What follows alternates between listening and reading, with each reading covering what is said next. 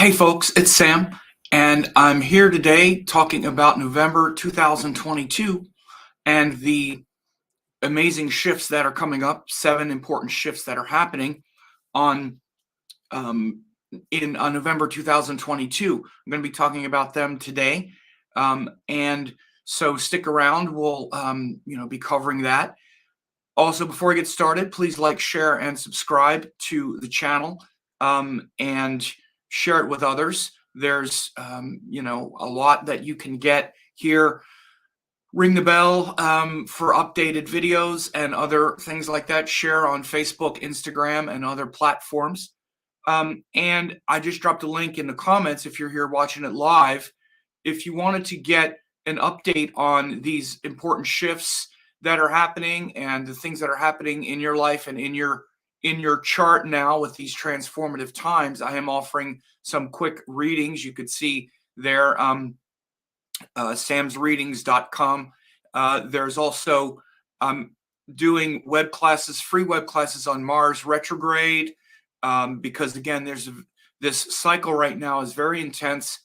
Mars is retrograde from November 30th until early January of 2022.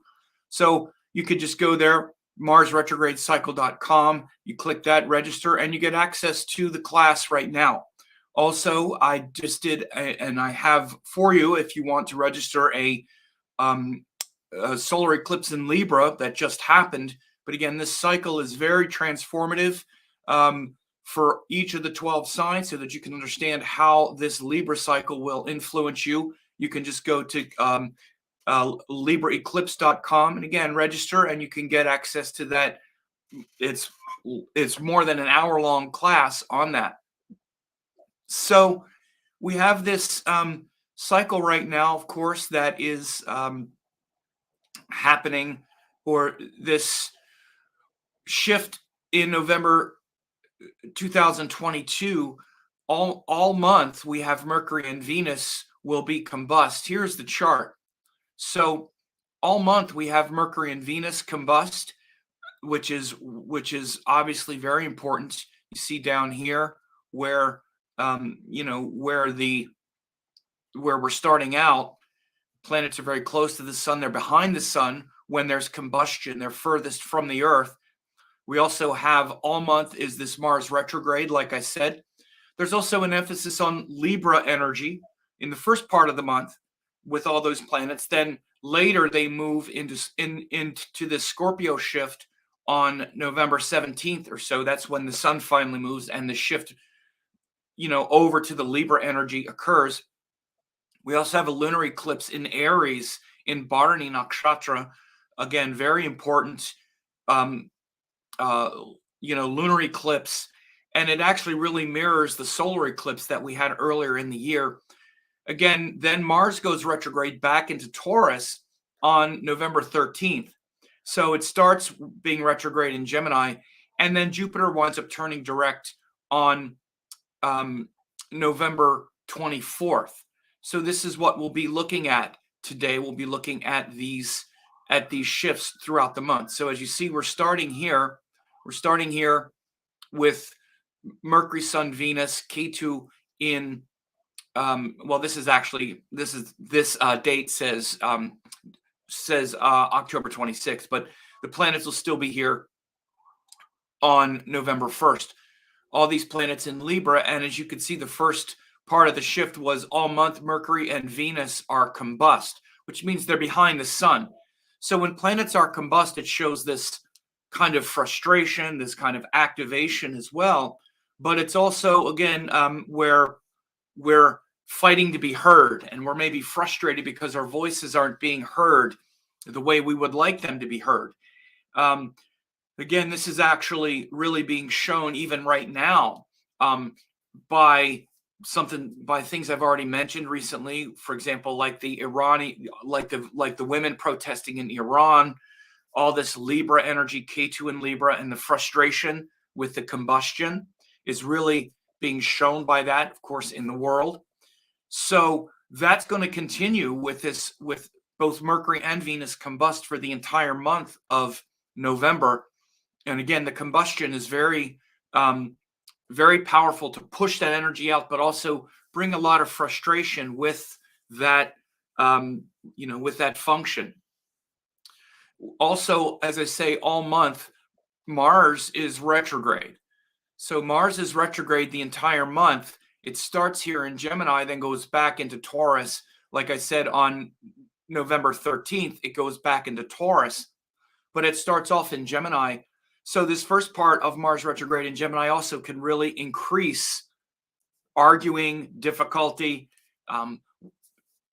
having to maybe renegotiate certain agreements that you would have and being frustrated about it. So try to keep your head, try to keep your cool. But Mars is like stationary retrograde is what it's called as we move into November. He actually goes, his retrograde cycle actually starts on October 30th. And again, as you see, I have you can go to this, web class if you haven't registered for it. It's actually marsretrogradecycle.com, and you can register for that. But from October 30th until January of next year, he's going retrograde. So you can see he starts here, this first part of it, until he goes into Taurus on November 13th. It has more to do with communication and frustrated speech, things like that. So watch that at the beginning of November until around the middle of November. Then he goes back into Taurus, and it's a different shift, which I'll also talk about.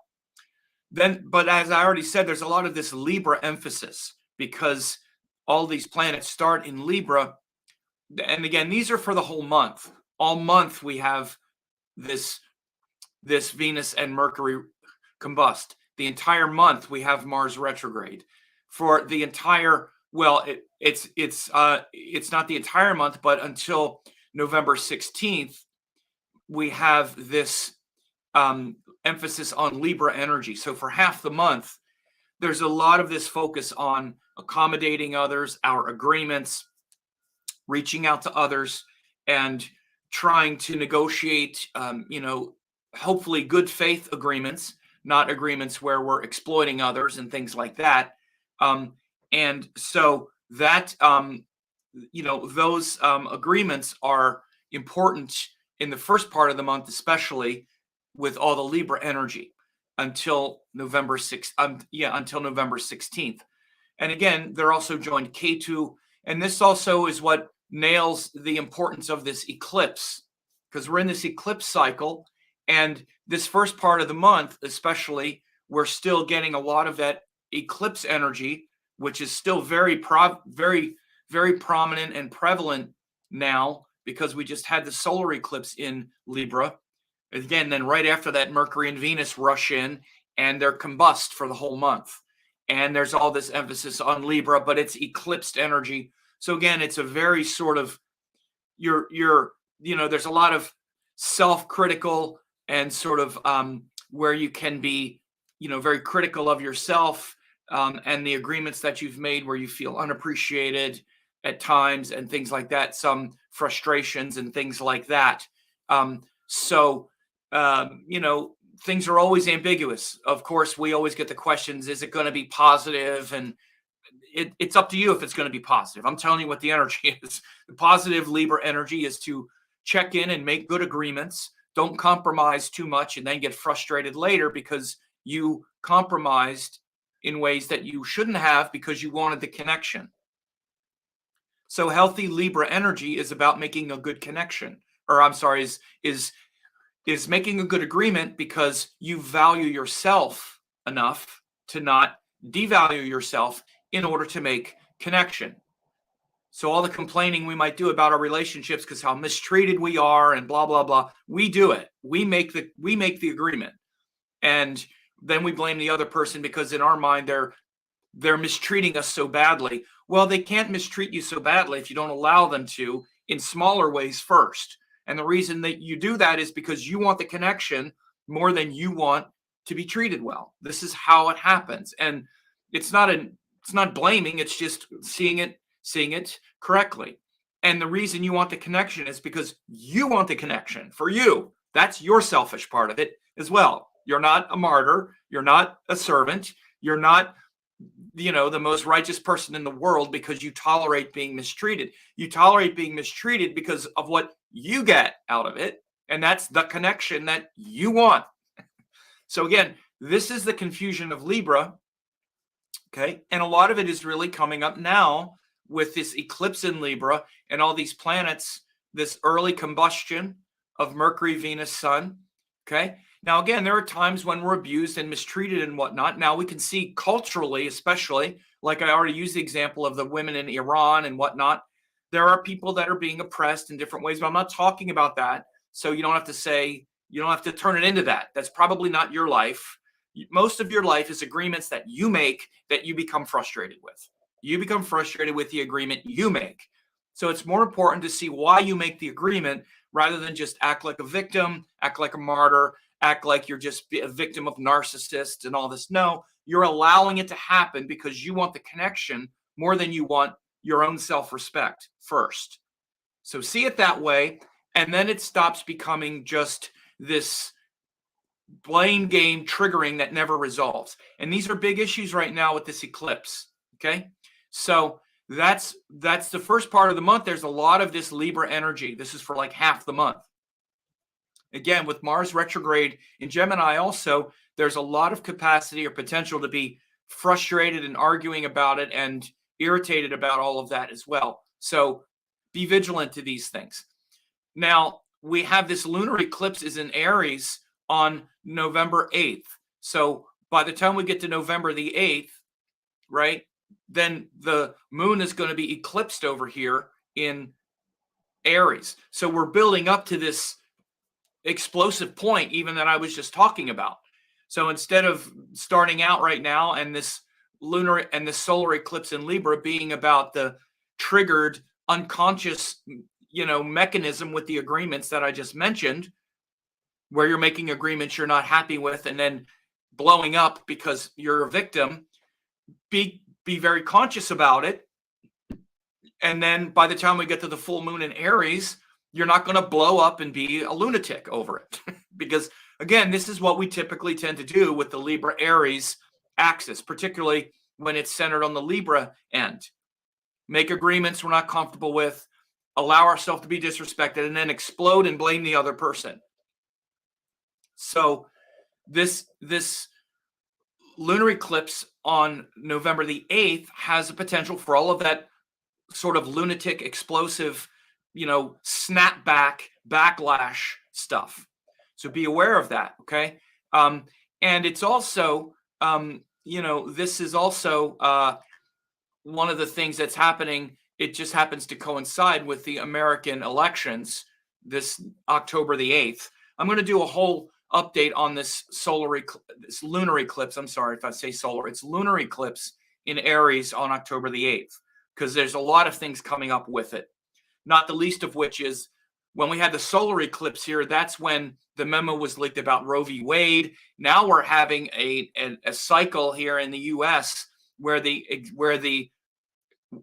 election, which would hopefully correct that, happens on the very same day. Very powerful stuff. So I'm going to talk about that. But there's a lot of things coming up also that happened around this last eclipse. Elon Musk wanting to buy Twitter was another thing that happened around then. So I'm going to do a whole case study on that. But November the 8th, this is when we have this lunar eclipse in Aries. It's in Bharani Nakshatra, which is related to the female reproductive system, the womb, the birth canal, very much about things like women's reproductive rights and all of that becoming front and center. Again, crazy how this stuff coincides astrologically with things like the upcoming U.S. election, which is very transformative, and lining up with the solar eclipse we had back when that memo was leaked that the court was going to overturn Roe. So then November 13th, as we see already mentioned, Mars goes retrograde back into Taurus November 13th.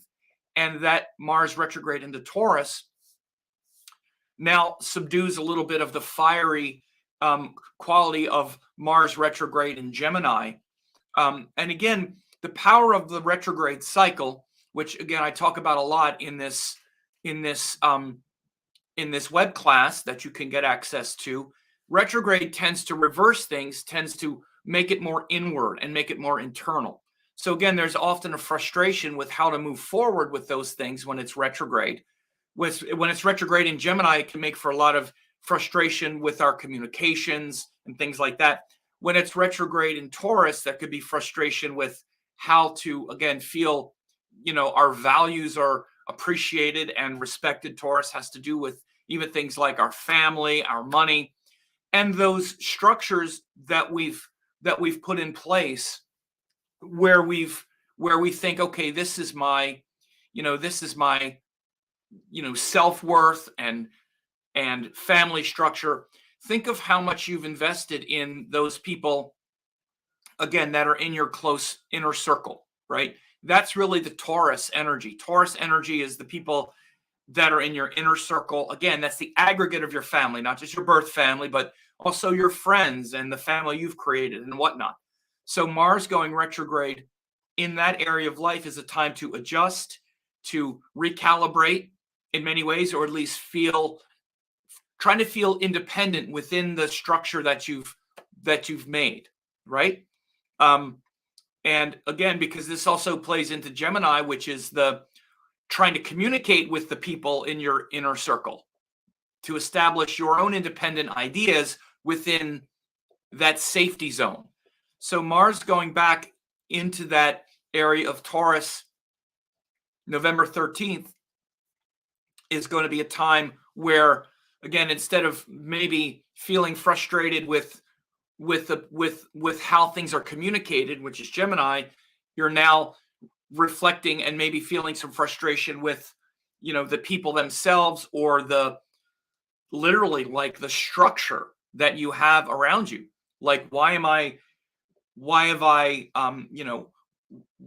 I settled for this type of values and value system that's not in alignment with my deeper values? So again, rather than blaming those people, which you might tend to do in Gemini, or arguing with them, trying to change them or something, you realize, okay, this is the way it is, and that's the way that is. Now, again, you can see this spiraled out into the world with all kinds of values that we have to fight to change. Again, I'm not going to get into politics and all this stuff, but we see this everywhere.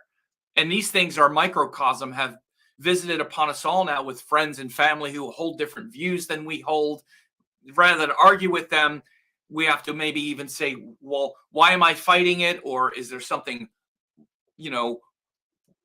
higher octave than just being defined by all of this? So within it, Mars is trying to develop the discipline to not lose yourself in all of those things and to develop inner strength.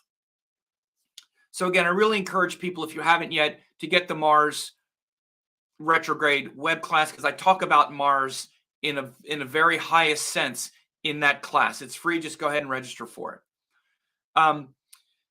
And so again, then we have the Scorpio shift happens in the middle of the month, November 17th. These planets have then all moved into Scorpio. So the Sun, Mercury, Venus, by that time have moved into Scorpio, which comes after Libra. Again, right now we're in the Libra phase of evaluating our agreements. Okay, so, and really not sure, like, am I compromising too much? Am I giving up too much? Is this why I'm frustrated? Or maybe I'm not compromising enough. That's why I'm alone. Maybe that's why I don't have relationships, because I'm too unwilling to compromise, or whatever it might be. You're working through that Libra thing and noticing that you want the connection. This is really what the planets in Libra are about, is really being triggered to want the connection. The planets move into Scorpio, and now they want more of the, you might say, the integrity or the personal strength. They don't want to feel vulnerable. They don't want to be afraid that they're going to be mistreated and abused and overlooked. Many times we make the agreement in Libra, then we feel the emotional frustration, the vulnerability, the even sort of maybe paranoid, frustrated, worrying in Scorpio.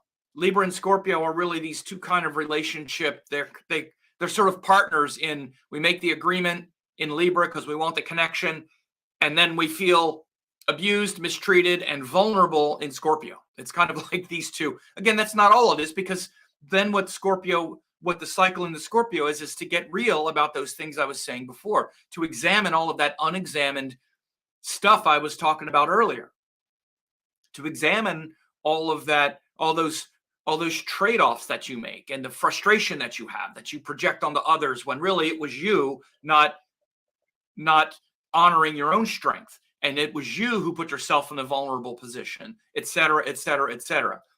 The other person didn't do it to you. You agreed, right? So again, getting real about those things rather than blaming, projecting, because again, this is that's the negative quality of Scorpio, is all the blaming, projecting, disowning.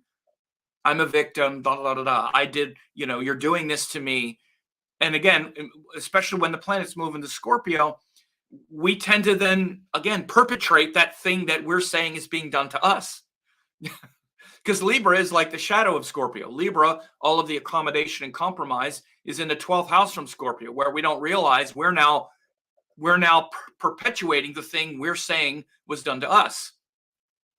So again, this big shift in the middle of the month to Scorpio, which will be from November, the middle of November 17 until the end. Now, actually, Mercury and Venus move into Scorpio earlier, but I say it's not really complete until the Sun also moves in there. And then Sun, Mercury, Venus are all in Scorpio until the end of the month. So instead of getting in that unconscious option, you want to make it conscious, which is emotional strength, courage, discipline. And the emotional strength, courage, and discipline is to face those things I'm saying right there. Forgiveness, compassion, devotion, because Scorpio is ultimately a very devotional sign. The things that we're devoted to, and seeing that, owning up to our own part, having the emotional courage, again, Mars, to face that honestly, right? And so again, a lot of power there. And with Mars retrograde at that time, Mars will be opposite those planets.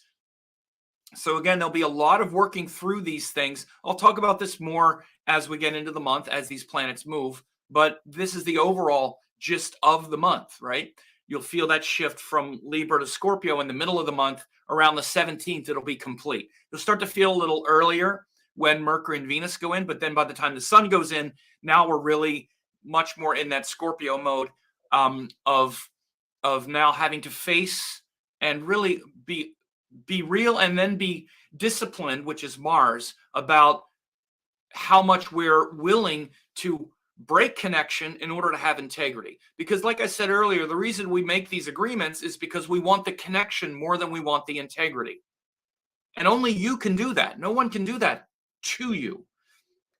And again, it's not blaming, it's just honest, right? Because you want the connection more, you're willing to sell a little bit of integrity. We all do it. We all say, well, I can live with this thing because I want to be with the person and I like them, and I'm willing to give up that much of my values and strength, and I don't need to be right about this, in order to have the connection. But we need to be careful. We need to know what those lines are, what those no compromise zones are. So that theme I'm talking about right there, the compromises and owning it and being strong and being compassionate and being devoted to something deeper, is a huge theme of November, just overall. Coming out of the eclipse in Libra, then things moving into Scorpio. These are all the big things that we're really looking at now. When you factor in Mars retrograde as well, that we have the eclipse, we have a solar eclipse in Aries again. I'm sorry, lunar eclipse in Aries again, which is the point of contrast to the solar eclipse in Libra. A lot of this Mars Venus energy going back and forth, particularly with the combustion. So it's very combustible in that sense, the whole month, right? I'm just showing you the timing of specific shifts so that you can see that. And then Jupiter turns direct on November 24th. By the time we get to November 24th, Jupiter turns direct. He's been retrograde. And Jupiter turning direct means that now we can start moving forward and feel much more like we want to move forward on those things that that have been going backwards, which is our teachings, our gurus, and things like that. We've been reflecting on what inspires us, and we've been, rather than blasting forward quickly, we've been sort of reflecting on our inspirations and maybe not putting them into practice as much, sort of questioning what inspires us. Well, Jupiter's going to be moving forward. And again, it's a very powerful Jupiter because he's in Pisces. It's been a very powerful cycle anyway. So those who have been reflecting on whether or not your teachings are even really worth it or inspiring, those things will start moving forward. So it's a great time to really put into practice more of the things that you believe that maybe you haven't been practicing as well either, and just feel more inspired moving forward with things. So that's the overview of the month. And again, I encourage people, if you did want to get like an assessment, have me look at your chart, you could go to samsreadings.com. And these are the only readings that I'm doing right now. It's a 30-minute tune-up, and it's based on things also about what's next and where things are going, because this was from the 2022 forecast. Now we're at this point, but now we have things coming where I'm going to pick up from here and then go into this part of next year. So again, it's 2022 to 2023 shifts. If you want me just to look at your chart, again, I could do that. Some people also just want, they just want reading, not and they don't necessarily want the the webinars and stuff like that. Again, if you do want to learn on the webinars, you can go. This Mars class, very important, Mars retrograde, and also this eclipse in Libra. Again, these are huge cycles that are going through right now, that we're all going through, whether we know it or not. So put these together. Again, these are like hour and 15-minute long classes. I don't post them on YouTube so much anymore because people don't watch them and it hurts the algorithm. YouTube is very sensitive to how much of your video people watch. Even this is now almost a half an hour. And so the rate, the drop-off rate is high. So this is why I don't do the really long videos so much anymore, because it starts to hurt my algorithm and people don't watch it. So anyway, aside from all of that, I do hope you like, share, and subscribe this. You follow the channel. I try to put out a lot of great content that helps people, and I hope this helped you to understand November 2022 and where things are going.